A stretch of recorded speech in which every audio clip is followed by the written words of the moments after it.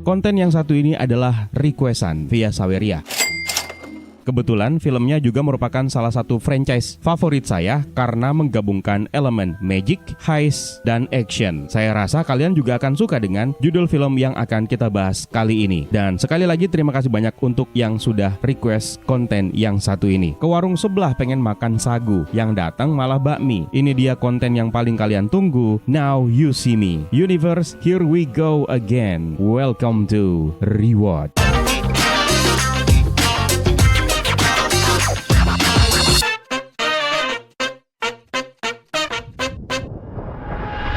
Dirilis pada tahun 2013, disutradarai oleh Louis Leterrier, menjadi film pertama dari dua film yang sejauh ini sudah dirilis dan rencananya akan memiliki film ketiga yang sekarang sedang dalam tahap pengembangan. Sebelum kita lanjut, kita harus kasih spoiler warning terlebih dahulu buat kalian yang belum pernah sama sekali nonton film yang satu ini. Sekedar saran saja, silahkan ditonton terlebih dahulu filmnya, baru balik lagi nanti ke sini untuk menyimak pembahasan kita. Film ini dibintangi oleh Jesse Eisenberg sebagai J. Daniel Atlas, Mark Ruffalo sebagai Dylan Rhodes, Woody Harrelson sebagai Merritt McKinney, Isla Fisher sebagai Henry Reeves, Dave Franco sebagai Jake Wilder, Melanie Lawrence sebagai Alma Dre, Morgan Freeman sebagai Thaddeus Bradley, serta ada Michael Caine sebagai Arthur Tracier.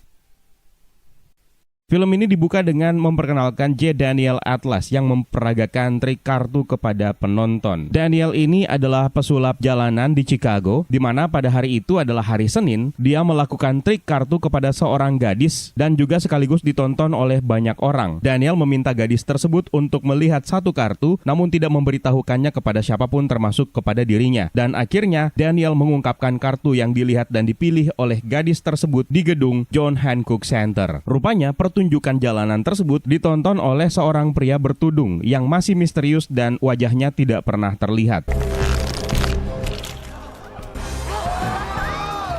Setelah pertunjukan tersebut, gadis ini ternyata merupakan penggemar berat dari Daniel yang kemudian mencoba untuk merayunya, lalu Daniel membawanya ke apartemennya. Namun perhatian Daniel pada saat itu terganggu dengan ditemukannya sebuah kartu tarot, yaitu Lovers. Dan di satu sisi kartu tersebut terdapat sebuah teks bertuliskan 29 Maret pukul 16.44 dan menunjukkan sebuah alamat di New York.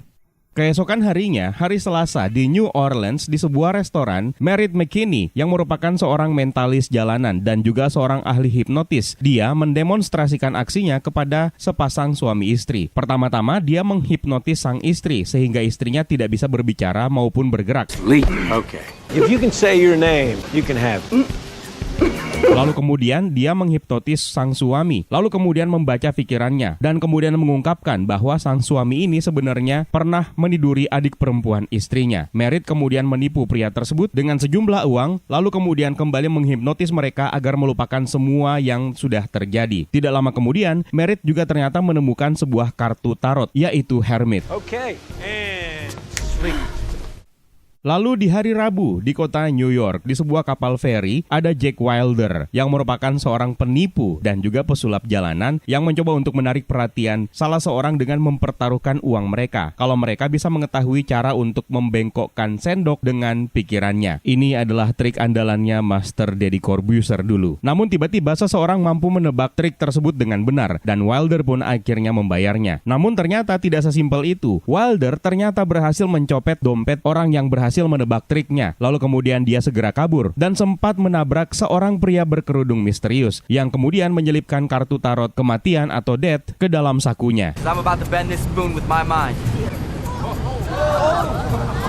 Di hari Kamis di Los Angeles, di sebuah teater di pusat kota, seorang pesulap panggung yang bernama Henry Reeves melakukan pertunjukannya dengan menyelesaikan aksi berusaha kabur dari tangki air di mana dia harus dirantai, sementara nyawanya terancam akan dimakan hidup-hidup oleh piranha pemakan daging. Ketika melakukan aksinya, dia terlihat cukup kesulitan dan membuat para penonton di teater tersebut mengkhawatirkan keselamatannya, dan akhirnya dia kehabisan waktu. Lalu kemudian piranha ditumpahkan ke dalam akuarium yang seketika itu juga terlihat memangsa dirinya. Kerumunan tentu saja merasakan kengerian dari apa yang mereka lihat, sampai akhirnya mereka mendengarkan sebuah suara teriakan di tengah-tengah mereka, dan ternyata orang yang berteriak tersebut adalah Henry Reeves sendiri yang sudah berhasil kabur dari akuarium tersebut dan sekarang berada di antara kerumunan para penonton.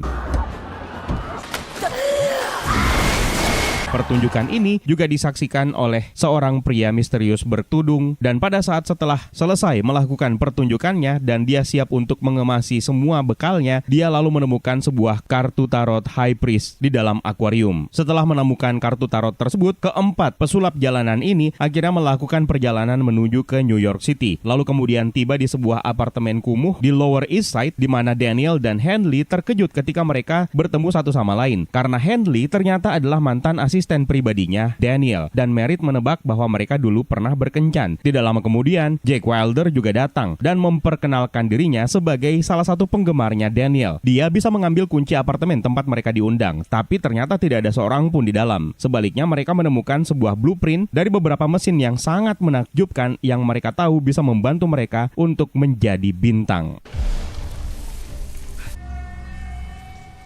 Who do you think did this? 1 tahun kemudian, keempat pesulap ini akhirnya melakukan sebuah pertunjukan yang sangat besar dan cukup megah, dan mereka kini dikenal sebagai The Four Horsemen. Pertunjukan tersebut disponsori oleh raja asuransi yang bernama Arthur Treasier. Mereka tampil di atas panggung MGM Grand di Las Vegas dan akhirnya masuk ke dalam sesi terakhir mereka, di mana mereka akhirnya menyatakan bahwa mereka akan melakukan sesuatu yang belum pernah dilakukan di pertunjukan manapun. Mereka akan melakukan perampokan bank. Antusiasme penonton sangat besar dan entah kenapa banyak sekali penonton sekaligus relawan yang ingin melihatnya dan tersirat seperti memiliki dendam. Sehingga Daniel menyatakan bahwa mereka akan memilih relawan secara acak. Merritt, Henley, dan Wilder akhirnya berkeliling untuk membawa semangkuk bola pingpong agar para penonton bisa menentukan pilihan dan akhirnya didapatlah satu relawan yang akan diajak dalam pertunjukan besar ini. Dia adalah seorang warga Prancis yang bernama Etienne Forcier yang diperankan oleh Jose Garcia. Ketika sudah berada di panggung, Etienne mengatakan melalui mikrofon bahwa dia memiliki rekening di Bank Kredit Republikan de Paris. Lalu Daniel mengajak kerumunan penonton untuk memperkenalkan Treasier sebagai sponsor utama mereka dan mengungkapkan rasa terima kasihnya. Etienne kemudian diberikan pengarahan oleh Merritt, sementara Wilder memberinya helm teleportasi. Daniel kemudian memberikan Etienne satu set kartu remi dan menyuruhnya untuk memilih kartu secara acak, lalu kemudian meminta Etienne untuk menandatangani kartu tersebut dengan namanya. Henley kemudian memunculkan teleporter di tengah panggung, lalu mereka menyuruh Etienne untuk naik ke peron. Merritt lalu mengingatkan Etienne bahwa sekarang sudah pukul 23.50 di Las Vegas dan di Paris sudah pukul 8.50. Jadi banknya akan buka sekitar 10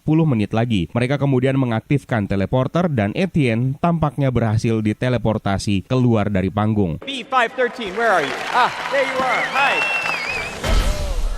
Di Paris, tepatnya pada saat yang sama, Etienne berdiri di brankas bank tersebut. Kamera video yang terpasang di helm dan mikrofon memungkinkan dia untuk berkomunikasi dengan panggung Las Vegas. Dan dia melihat tumpukan uang yang begitu banyak di tengah ruangan, senilai 3 juta euro. Daniel kemudian menginstruksikan Etienne untuk meletakkan kartu yang baru saja dia tanda tangani di tengah tumpukan uang dan bersama dengan potongan tiket pertunjukannya. Dia kemudian menyuruh Etienne untuk menekan tombol di samping helmnya, lalu tombol tersebut mengaktifkan saluran udara yang menyedot seluruh tumpukan uang tersebut di gedung MGM Grand di Las Vegas.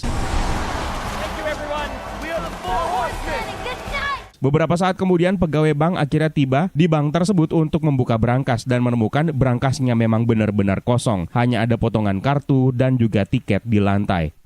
Seorang agen FBI yang bernama Dylan Rhodes dipanggil untuk menyelidiki kasus pencurian uang tersebut dan dia harus bekerja sama dengan agen Interpol yang bernama Alma Dre yang sudah menganggap bahwa interogasi tidak lagi berguna. Namun Dylan tetap memutuskan bahwa dia akan melakukan interogasi sendiri. Etienne kemudian bersikeras bahwa dia tidak bersalah dan dengan begitu polosnya percaya bahwa dia telah berhasil dipindahkan ke Prancis. Sesi interogasi terus berlanjut, namun tiba-tiba dia malah telah terhipnotis setelah Etienne tiba-tiba bertindak seolah dia sedang berada di orkestra Philharmonic setelah mendengarkan Dylan berteriak mengucapkan omong kosong. I'll deal with you when I'm done with this other bullshit.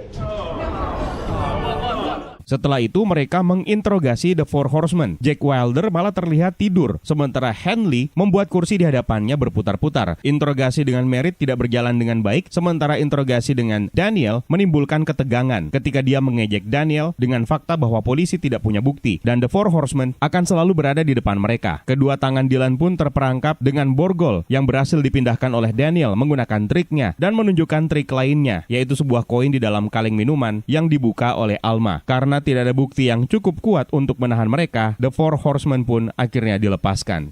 Ketika Dylan terlihat kebingungan dan memikirkan hal ini, salah seorang petugas datang kepadanya dan mengatakan bahwa salah satu penonton dari pertunjukan The Four Horsemen sebelumnya adalah Thaddeus Bradley. Dia adalah seorang mantan pesulap yang berhasil menghasilkan uang dengan mengungkapkan rahasia di balik trik pesulap lainnya. Thaddeus Bradley memang benar-benar punya rekaman pertunjukan tersebut dan mengetahui bagaimana trik pencurian tersebut berhasil dilakukan oleh The Four Horsemen. Namun Bradley mengatakan bahwa dia baru akan menerbitkan video pembongkaran triknya tersebut di edisi rilisan DVD yang berikutnya. Wow, that's incredible. That's amazing. Thaddeus Bradley juga sempat menyinggung atau menceritakan seorang pesulap yang bernama Lionel Shrike yang pernah menjadi salah satu bagian dari edisi pembongkaran trik sulapnya dan membuat pesulap tersebut merasa malu. Lalu kemudian dia berusaha untuk kembali ke atas panggung, melakukan pertunjukannya di dalam air, namun akhirnya dia tidak selamat dan Bradley mengatakan bahwa dia tidak membunuhnya, tapi Shrike sebenarnya tidak siap dengan pertunjukannya. Itulah kenapa dia meninggal. Bradley kemudian membawa polisi ke panggung, di mana dia menempatkan Dylan sebagai sukarelawan dan menjelaskan bagaimana pria yang sebelumnya sebagai sukarelawan diangkut menuju ke Paris. The Four Horsemen sudah mencuri uang tersebut beberapa minggu sebelumnya dan memanipulasi penonton agar percaya bahwa hal tersebut terjadi dalam waktu yang real time atau nyata. Lemari atau brankas besi Bank Prancis, tempat di mana Etienne akhirnya diangkut ke sana, adalah tiruan atau duplikat yang sama persis. Jadi pada dasarnya Etienne dan Dylan hanya terjatuh melalui sebuah pintu jebakan dan Etienne tidak dipilih secara acak. The Four Horsemen sudah menargetkan Etienne sejak lama, di mana mereka memanipulasi Etienne agar mau menghadiri pertunjukan yang akan digelar di Las Vegas. Dan kemudian pada saat pertunjukan berlangsung, The Four Horsemen sudah memanipulasi bola pingpong yang memiliki nomor tempat duduk yang mana itu adalah tempat duduknya Etienne. Bradley menduga bahwa The Four Horsemen sebenarnya telah melakukan pencurian terhadap cetakan uang baru yang berniat untuk dikirim ke Bank Prancis tersebut. Sebuah tindakan pencurian yang akan sangat sulit dilakukan kecuali kalau mereka sebenarnya sudah berada di dalam truk. The Four Horsemen juga sebelumnya sudah mendapatkan tanda tangan Etienne melalui rincian kartu kreditnya yang telah mereka duplikatkan dan telah ditaruh ke dalam brankas yang sebenarnya. Nah, di dalam brankas yang sebenarnya tersebut berisikan kertas flash atau kertas sulap yang akan mudah terbakar ketika saluran udara diaktifkan, yang tentu saja sering digunakan oleh para pesulap dan tidak menimbulkan asap maupun residu. You said they didn't steal the money. No, I didn't say they didn't steal the money. I said they didn't rob the bank. Sementara itu, The Four Horsemen berada di jet pribadi milik Arthur Tressler. Di sini, Daniel mencoba untuk mengejek kemampuan mentalisnya Merritt. Awalnya, Daniel pengen Merritt mencoba kemampuan mentalisnya tersebut kepada seorang wanita. Namun, Arthur Tressler malah menawarkan dirinya. Daniel kemudian menebak nama hewan peliharaan pertama Tressler dan juga nama pamannya. Namun ternyata tebakannya salah dan Arthur Tressler pun akhirnya memberitahu jawaban yang benar. I want to say Ben the Bulldog. Dylan Rhodes sendiri dan Alma sekarang sedang berada di dalam pesawat menuju New Orleans, di mana di atas pesawat Alma mencoba untuk mendemonstrasikan kemampuan sulap kartunya, meskipun harus mengalami kegagalan di beberapa percobaan. Beberapa waktu kemudian, Thaddeus Bradley sedang bersiap-siap untuk melakukan syuting untuk video pengungkapan trik sulapnya yang berikutnya, dan pada saat itu juga Tressler mendatanginya, mencoba untuk menyuapnya agar tidak mencoba untuk membongkar trik sulap dari The Four Horsemen yang sedang naik daun. Thaddeus Bradley menolak permintaan tersebut yang membuat Arthur mengancam akan menghancurkan karir Thaddeus Bradley. Thaddeus sendiri kemudian balik memperingatkannya bahwa dia harus berhati-hati karena mungkin saja Arthur sendirilah yang akan merasakan kehancuran. Dylan dan Alma sendiri sekarang sudah berada di New Orleans, di mana Alma berhasil mendapatkan sebuah apartemen untuk mereka tinggali sementara. Para pasukan dari FBI mendapatkan kabar baik karena mereka berhasil melacak alat pelacak yang dipasang kepada seluruh kru dari The Four Horsemen. Akhirnya malam pertunjukan pun tiba. Ketika The Four Horsemen sedang bersiap-siap untuk memulai pertunjukan, mereka ditemui oleh Thaddeus Bradley yang membuat Merritt dan juga Daniel menunjukkan sebuah trik kepada Thaddeus Bradley yang pada dasarnya sebenarnya untuk mengejek Thaddeus. Wanted to wish you good luck tonight. Why don't you check your unnecessary velveteen pocket?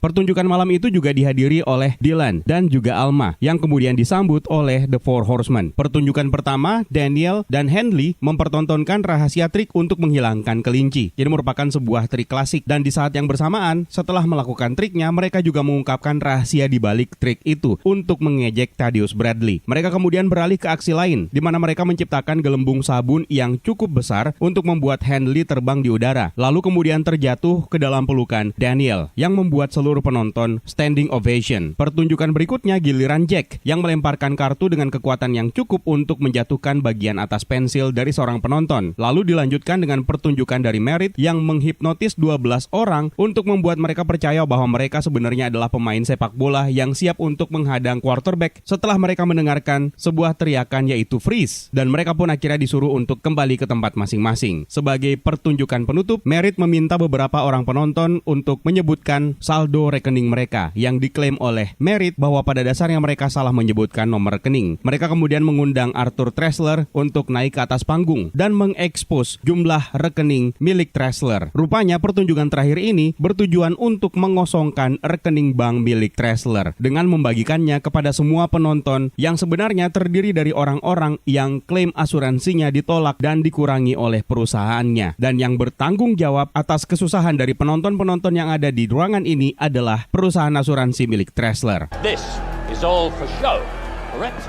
Yes, it's for show. Kekacauan akhirnya meledak pada saat penonton menemukan uang di rekening bank mereka kini mulai bertambah. Dylan mencoba menghubungi rekannya untuk mengkonfirmasi apakah kejadian tersebut nyata, dan akhirnya kejadian ini membuat Arthur marah dan mencoba untuk menghajar The Four Horsemen. Namun ternyata kakinya sudah dirantai. Dylan sendiri akhirnya berlari ke atas panggung untuk menangkap The Four Horsemen sambil berteriak,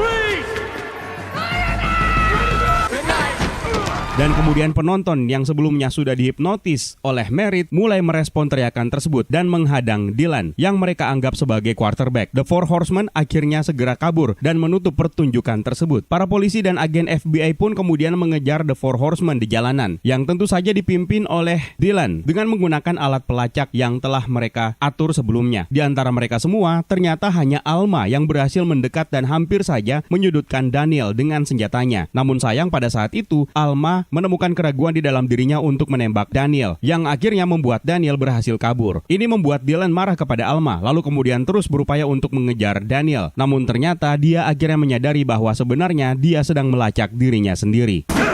No. Lower your weapon! I'm tracking myself! Meskipun Dylan menyalahkan Alma karena Alma sempat membiarkan Daniel akhirnya kabur, Dylan tahu Alma mungkin satu-satunya orang yang tidak tertipu oleh The Four Horsemen, hingga akhirnya mereka berlari ke arah yang salah. Akhirnya karena lebih mudah untuk menerima pendapatnya, Alma bercerita tentang rumor tentang perkumpulan rahasia penyihir yang bernama DI. Mereka ini adalah sekelompok penyihir yang mirip seperti Robin Hood yang mencuri dari orang kaya, kemudian memberikan hasil curiannya kepada orang miskin. Seringkali bergantung kepada ilusi dan lompatan keyakinan atau leap of faith. Dia juga percaya bahwa mungkin ada horseman atau penunggang kuda yang kelima. Cerita tentang mitologi DI ini sendiri sempat diceritakan oleh Thaddeus Bradley melalui videonya yang sempat dia filmkan sebelumnya. Tidak lama kemudian, Dylan merasa ada yang aneh dengan handphonenya, dan ternyata memang benar, handphonenya ternyata berisikan alat pelacak. Di tempat lain, Arthur Tressler memaksa Thaddeus Bradley untuk bertemu dengannya. Tressler menyewa Bradley untuk mengekspos dan mempermalukan The Four Horsemen dalam penampilan mereka yang berikutnya sebagai bentuk balas dendam karena mereka telah merampok rekening pribadi Tressler. Whatever you stand to make, I'll double it if you expose them now. Dylan sendiri akhirnya mengetahui kapan pertama kali handphonenya diganti yang berisikan alat pelacak, dan handphone yang aslinya kini berada di New York City. Ini adalah sebuah keunggulan yang dimiliki oleh Dylan dan agen FBI untuk menangkap The Four Horsemen. Sebelum penampilan terakhir The Four Horsemen, mereka menjadi tegang dan mereka masih mengikuti instruksi dari dermawan misterius mereka, di mana mereka sebenarnya khawatir setelah semua instruksi sudah selesai, sang dermawan mereka ini akan menyerahkan mereka ke polisi. Yang paling panik di antara mereka adalah Jack. Lalu kemudian teman-temannya yang lain memerintahkan Jack untuk mengikuti rencana tersebut. Polisi pun akhirnya tiba dan mengepung gedung tersebut. Jack dibiarkan sendirian untuk menghancurkan semua barang bukti yang tersisa. Namun Dylan dan rekannya berhasil menemukan tempat persembunyian mereka. Jack akhirnya berhasil mempermalukan Dylan dan rekannya, lalu kemudian kabur melalui saluran pembuangan yang kemudian diikuti oleh Dylan. Really? Yep. Setelah itu, Jack kemudian berusaha kabur dengan menggunakan mobil FBI yang dia curi. Dan terjadilah kejar-kejaran dengan polisi yang disiarkan langsung. Dan pelarian Jack ini akhirnya terhenti di sebuah jembatan di mana Jack akhirnya kehilangan kendali atas kendaraannya yang membuat mobil tersebut akhirnya terbalik. Dylan mencoba untuk menyelamatkan Jack dari mobil tersebut. Namun, Dylan hanya berhasil mengambil sebuah barang bukti sebelum akhirnya mobil tersebut meledak dan terbakar. Yang membuat semua orang menganggap Jack sudah tewas. 3 horsemen yang tersisa akhirnya memposting sebuah video online yang mengungkapkan kedukaan mereka atas kehilangan Jack, namun memutuskan untuk tetap melanjutkan aksi terakhir mereka di New York City. Sementara itu, Jack menerima panggilan telepon dari Bradley yang memperingatkannya tentang Alma. Ini membuat Dylan tidak percaya dengan Alma dan akhirnya diketahuilah surat-surat yang diambil oleh Dylan di mobil Jack yang terbalik berisikan informasi mengenai sebuah brankas yang ditargetkan oleh The Four Horsemen yang ternyata milik perusahaan Elkhorn yang berada di bawah pengawasan tim FBI yang lain. Karena sudah sering mempermalukan Dylan dan pasukannya, akhirnya pemimpin tim FBI mengambil alih kasus ini. Dylan sendiri kemudian memulai konfrontasi dengan Alma, di mana Dylan mencurigai kalau Alma membantu para horsemen. Namun Alma menyangkalnya. Seluruh tim kemudian bergegas menuju ke tempat penyimpanan berangkas uang milik perusahaan Elkhorn, dan di sana ternyata mereka menemukan bahwa ruangan tersebut sudah kosong. Pada saat terjadi ketegangan di antara mereka, salah satu pemimpin agen FBI terhipnotis setelah mendengarkan suara Dylan. Where's the safe? Mereka pun akhirnya mendapatkan instruksi untuk mengejar brankas tersebut yang sudah diangkut menggunakan truk. Ternyata memang benar di dalam truk tersebut berisi sebuah brankas, dan disinilah para agen FBI mencoba untuk memanfaatkan dan berniat untuk mengejutkan para horsemen. Tim FBI pun akhirnya mengawal brankas tersebut ke tujuannya di Five Points, dan sesampainya di tujuan ternyata di sana mereka bertemu dengan Thaddeus Bradley, dan sampai di titik ini mereka meyakini kalau Bradley adalah horseman yang kelima. What the hell is going on? Bradley kemudian menjelaskan bahwa sebenarnya dia dan timnya juga ikut mengejar truk tersebut, dan kebetulan tempat ini adalah tempat latihannya Lionel Shrike yang juga merupakan tempat pertunjukan pertamanya Bradley. Thaddeus Bradley pun menyebut mereka idiot, lalu kemudian meminta mereka untuk segera memeriksa brankas, dan di dalam brankas ternyata mereka hanya menemukan balon-balon binatang. Open the safe. The Four Horsemen kembali berhasil mengecoh pasukan FBI sekali lagi. Five Points ini adalah tempat pertunjukan terakhir The Four Horsemen. Dylan sekali lagi mencoba untuk menangkap mereka. Dan kali ini Alma datang untuk menuntunnya bahwa seluruh tim sebenarnya mengejar ke arah yang salah. Namun karena perintah atasannya, Dylan akhirnya memutuskan untuk meminta seluruh pasukannya mengikuti atasannya, sementara dirinya dan Alma akan mengejar ke arah yang lain. Rupanya benar, pasukan polisi akhirnya tertipu karena yang mereka kejar sebenarnya adalah manekin. Sementara ketiga horseman yang tersisa akhirnya berhasil kabur dengan menggunakan tipuan hologram, lalu kemudian melompat dari atap, di mana mereka akhirnya berubah menjadi uang yang turun dari langit di seluruh kerumunan orang-orang yang bersorak. Meskipun ternyata uang kertas yang jatuh dari langit tersebut adalah uang palsu. Good night, New York. Mengetahui bahwa kisah The Four Horsemen sudah berakhir, Dylan akhirnya pasrah untuk melepaskan kasus tersebut, dan kini dia akhirnya mengungkapkan perasaannya kepada Alma. Sementara itu, Thaddeus Bradley akhirnya kembali ke mobilnya setelah pertunjukan berlangsung, di mana dia mengetahui bahwa mobil miliknya ternyata berisi uang asli dari brankas milik perusahaan Elkhorn, dan FBI pun akhirnya muncul di tempat tersebut untuk menangkap Thaddeus Bradley, di mana pihak kepolisian meyakini bahwa Bradley adalah bagian dari rencana besar tersebut. Di penjara, Thaddeus Bradley akhirnya memberitahu Dylan bahwa sebenarnya dia dijebak. Dia kemudian menjelaskan bagaimana The Four Horsemen melakukan pencurian brankas dengan menyembunyikan brankas asli di balik cermin raksasa untuk membuat FBI percaya bahwa brankas tersebut sudah dicuri, padahal brankas tersebut sebenarnya masih ada di sana. Lalu kemudian, setelah mereka sibuk untuk mengantarkan brankas palsu, brankas yang asli pun akhirnya dicuri oleh seseorang yang telah dipalsukan kematiannya, yang tidak lain adalah Jack Wilder. Jadi, Jack Wilder sendiri sebenarnya kematiannya dipalsukan dengan menggunakan duplikat mobil FBI dan menggunakan sesosok mayat yang sudah dicuri dari kamar mayat. Wilder pun akhirnya berhasil mencuri uang dari brankas tersebut dan kemudian berhasil menyimpannya di mobil milik Thaddeus Bradley. Meskipun Bradley tidak mengetahui bagaimana cara mereka mengatur semua itu, Bradley pun akhirnya menyadari bahwa memang ada horseman yang kelima dan bukan dirinya ataupun Alma. Sampai akhirnya Bradley pun menyadari sesuatu yang membuatnya terkecoh selama ini, dan ternyata horseman yang kelima adalah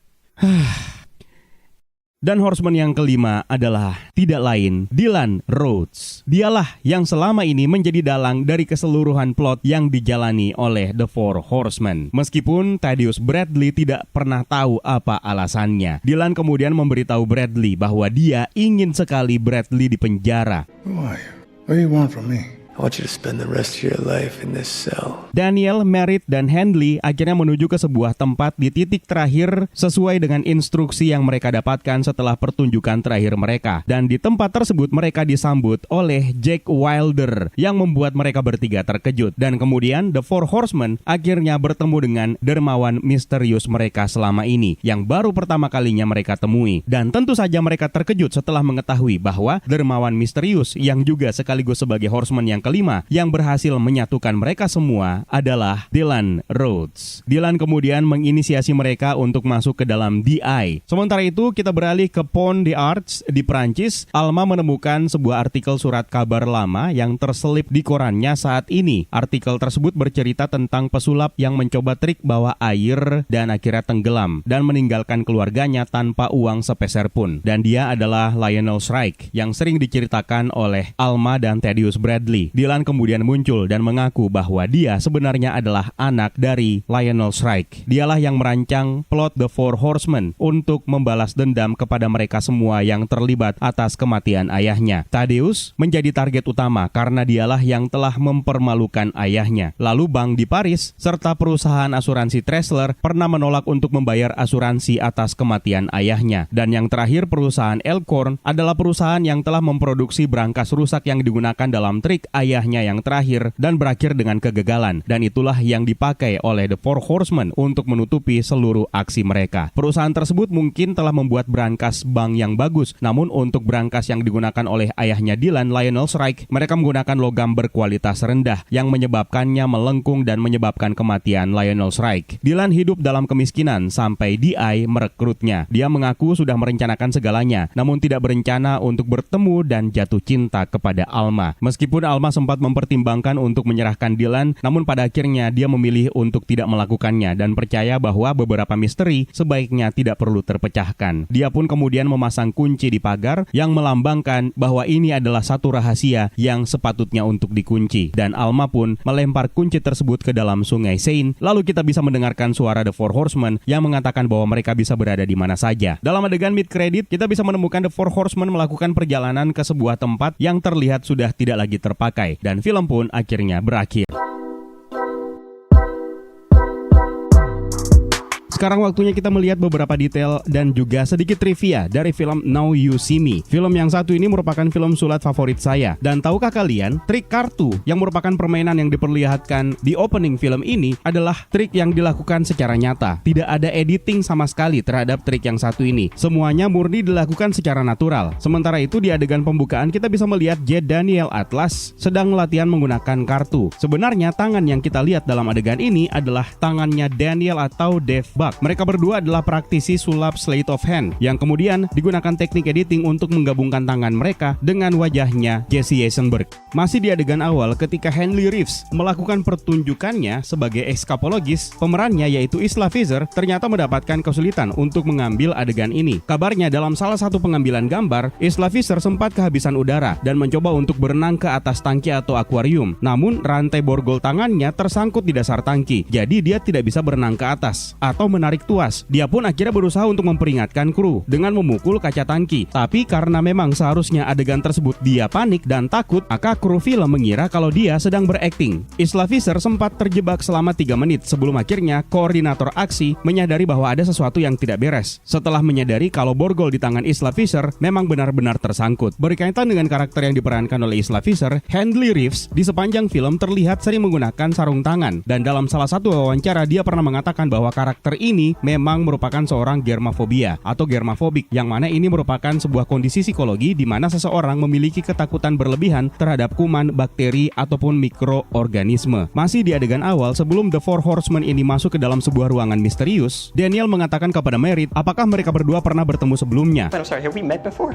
Sebenarnya adegan percakapan ini mengacu kepada film sebelumnya yang pernah menampilkan Woody Harrelson dan Jesse Eisenberg bersama-sama, yaitu film Zombieland pada tahun 2009. Dan dalam adegan ini ketika mereka berempat pertama kali ketemu, sosok Dylan Rhodes yang terungkap sebagai orang yang telah mengumpulkan mereka berempat sebagai The Four Horsemen sempat terlihat di bagian belakang Atlas di ruangan dapur. Namun mereka berempat tidak menyadari kehadirannya. Nama Daniel Atlas sendiri kemungkinan besar bisa diartikan merupakan referensi untuk Atlas yang merupakan tokoh mitologi Yunani yang memegang dunia, yang menjadi cerminan atas perannya sebagai pemimpin The Four Horsemen yang karismatik. Mereka berempat menemukan kartu tarot yang sebenarnya memiliki simbolisme tambahan yang mengaitkan karakter dengan sifat atau nasib tertentu. Setiap kartu tarot mengacu kepada The Four Horsemen. Kartu Daniel Atlas adalah kartu Lovers yang merujuk kepada obsesi seksualnya yang tersirat. Sementara kartu milik Merritt adalah kartu Hermit atau pertapa yang merujuk kepada bagaimana saudaranya meninggalkannya dan menghancurkan karirnya, meninggalkannya sendirian tanpa apa-apa. Sementara kartu Handley Reeves adalah High Priestess yang merujuk kepada triknya dengan tank berdarah yang mirip seperti pengorbanan darah. Kartu milik Jack Wilder adalah kartu Death atau kematian yang merupakan satu-satunya kartu dengan arti yang tidak dijelaskan di akhir film, tapi dalam film ini dia memang memalsukan kematiannya. Ketika Daniel Atlas dan seorang gadis masuk ke apartemennya setelah melakukan trik kartu sebagai adegan perkenalan Daniel Atlas, di dalam ruangan tersebut terdapat sebuah poster yang mana itu adalah poster Lionel Shrike dengan seekor merpati yang bisa kita temukan di dinding kamarnya. Dalam adegan interogasi, Merritt sempat mengatakan kepada Dylan Rhodes bahwa dia memiliki big daddy issues atau masalah ayah yang besar. Dan akhirnya kemudian dalam film tersebut akhirnya memang terungkap kalau agen Rhodes adalah putra dari Lionel Shrike yang dalam film ini diperankan oleh Elias Koteas, namun tidak dikreditkan namanya. Petunjuk lainnya tentang Lionel Shrike bisa kita temukan ketika Jack dan Dylan terlibat adu kejar-kejaran dan mereka harus melalui saluran pembuangan dan mereka kemudian mendarat di tempat sampah tepat di atas kotak sulap milik Shrike, di mana di situ terdapat kotak surat apartemen berlabel Shrike. Jadi bisa dikatakan apartemen yang ditempati oleh The Four Horsemen sebenarnya adalah milik Lionel Shrike yang kini tentu saja dimiliki oleh putranya. Dalam adegan interogasi terlihat Merritt McKinney membaca sebuah buku yang berjudul The Savage Detectives karya Roberto Bolano. Ini merupakan sebuah detail kecil namun signifikan. Buku ini sebenarnya adalah novel yang berfokus kepada petualangan dan pencarian sekelompok penyair di Meksiko yang disebut sebagai visceral realist. Mereka mencari penyair legendaris ini dan perjalanannya membawa mereka ke berbagai tempat dan melalui berbagai pengalaman. Dalam film Now You See Me, The Four Horsemen juga terlibat dalam serangkaian petualangan dan pencarian, tapi dalam konteks perampokan dan ilusi. Mereka mencari kebenaran yang lebih besar dan berusaha untuk mengungkap siapa sebenarnya sosok di balik DI, yaitu sebuah organisasi rahasia yang sangat misterius. Kita kemudian juga berkenalan dengan karakter yang diperankan oleh Sir Michael Caine. Mengingat ini adalah film tentang sulap, Sir Michael Caine sendiri juga pernah bermain dalam sebuah film magician yang berjudul The Prestige yang disutradarai oleh Christopher Nolan. Pertemuan Arthur Tressler dan Thaddeus Bradley di New Orleans menyisipkan adegan ketika Tressler memegang sebuah boneka voodoo untuk mengancam Thaddeus Bradley. Dengan sombongnya, Tressler menggunakan boneka voodoo tersebut untuk melampiaskan kemarahannya. Menurut tahayul, orang yang menggunakan boneka voodoo untuk melampiaskan kemarahannya kemungkinan besar akan mendatangkan kemarahan itu sendiri kepada dirinya, dan itulah yang dikatakan oleh Thaddeus Bradley. Dan memang benar, akhirnya dalam pertunjukan Arthur Tressler dipermalukan dan dihabisi rekeningnya oleh The Four Horsemen.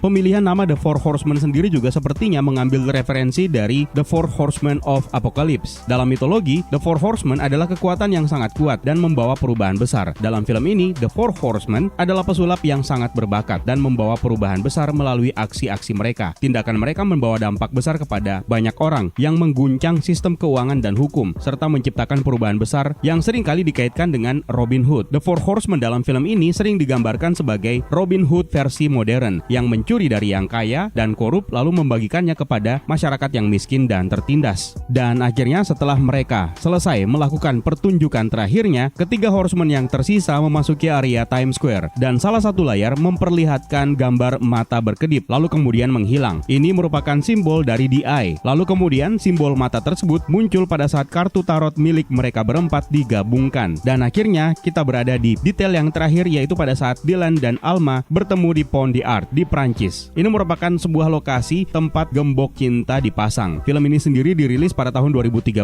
dan sekedar informasi, pada tahun 2015 kota Paris akhirnya melepaskan semua gembok cinta karena ternyata gembok-gembok tersebut memiliki beban yang lebih besar daripada jembatan yang bisa mengancam strukturnya. Bayangkan beratnya mencapai 45 ton yang akhirnya dilepas dari jembatan tersebut, dan sekarang tidak ada lagi yang bisa memasang gembok cinta di jembatan tersebut. Itu dia beberapa detail dan dan referensi yang bisa kalian temukan di film Now You See Me. Kalau ada detail lainnya yang mungkin kalian ketahui dan tidak kita bahas di video kita kali ini, silahkan tambahkan di kolom komentar di bawah ya Universe. Terima kasih buat kalian yang sudah menonton, juga terima kasih banyak buat kalian yang sudah ikutan bergabung di membership untuk channel ini. Terima kasih juga atas super thanks-nya. It's time for me to sign out. My name is Eka. Stay safe and until next time.